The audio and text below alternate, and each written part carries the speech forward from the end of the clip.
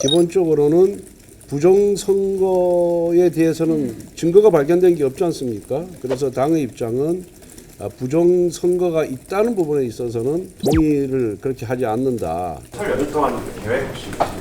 내일까지는 여러 전문가로부터 의견을 듣는 그런 일정이 있고요. 특히 외교안보 전문가로부터 듣는 제 개인적인 일정이 있고, 연휴 때는 저도 지역구가 있으니까 지역구도 좀 돌봐야 되고, 또 장남으로서 차례를 모셔야 되니까 지역구에 내려갑니다. 예. 어저께 대통령님 탄핵 결론 재판에서 이제 국회에 들어온 거는 우리가 지시하지 않았다, 요원을 끌어내라 했다, 이런 말씀을 하신 건 비상계엄 선포와 관련된 수사나 그리고 탄핵 심판에 관해서 대통령께서 방어권을 행사하는 그런 부분이기 때문에 그런 부분에 대해서 당으로서 공식 입장은 없습니다. 그거는 대통령께서 방어권 행사 차원에서 얘기를 한 것이고, 그리고 사실관계를 제가 정확하게 알 수가 없습니다. 사실관계를 모르는 상태에서 거기에 대해서 언급하는 것 자체가 저는 적절하지 않다, 이렇게 봅니다.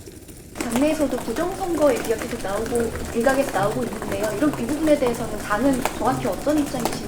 부정선거가 있다 없다 여기에 대해서는 당의 입장이 없습니다. 기본적으로는 부정선거에 대해서는 증거가 발견된 게 없지 않습니까? 그래서 당의 입장은 부정선거가 있다는 부분에 있어서는 동의를 그렇게 하지 않는다. 다만 선관위가 부정채용 등으로 해서 국민의 불신을 받고 있고, 또 국정원과의 합동 점검 결과 선거관리 시스템에 서버에 좀 보안이라든가 방어에 취약하다는 부분이 있었지 않습니까?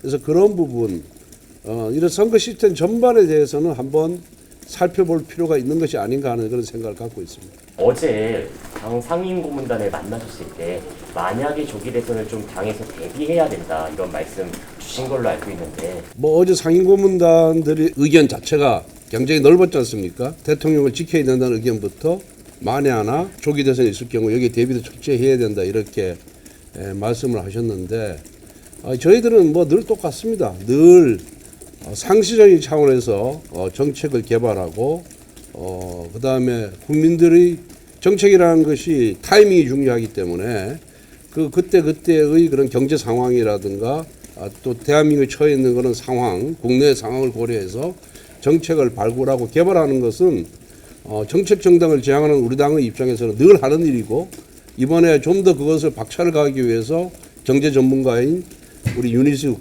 여의도 연구원장을 모신 거거든요. 그래서 그 부분은 그냥 그대로 굴러가는 것이고, 지금 당의 입장은 조기 대선 있을 것이다, 없을 것이다, 이런 데 대한 그 생각은 없고 그냥 루틴하게 평상시 하던 업무를 계속해서 한다고 보면 될 것 같습니다. 그럼 후보들 관련해서도 좀 루틴하게 좀 보고 계신 부분이 있는지요?